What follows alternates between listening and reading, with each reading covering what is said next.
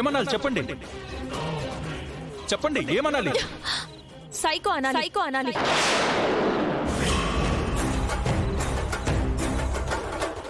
Yes, మగాడికి ఒక జీవితం ఉంటే ఆడపిల్లకి పెళ్ళయ్యాక రెండో జీవితం మొదలవుతుంది.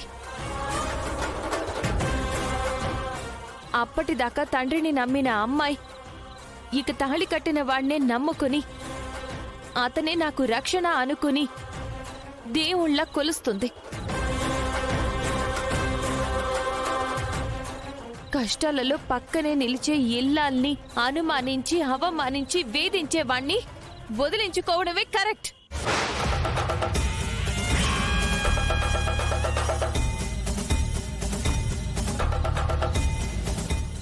జాను, అదేం జాను అలా మాట్లాడుతున్నావు? అరే, ఆ బాను అలా ఎలా విడిచి వెళ్ళిపోతుంది?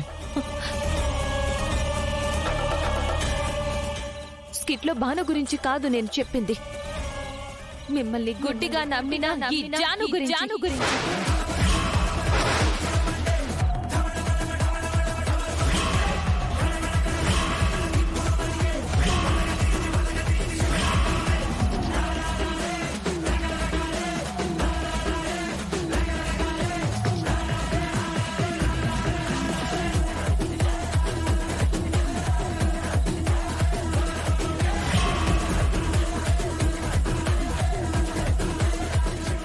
మేడం, అంటే సారు సార్ కాదు, డేంజర్.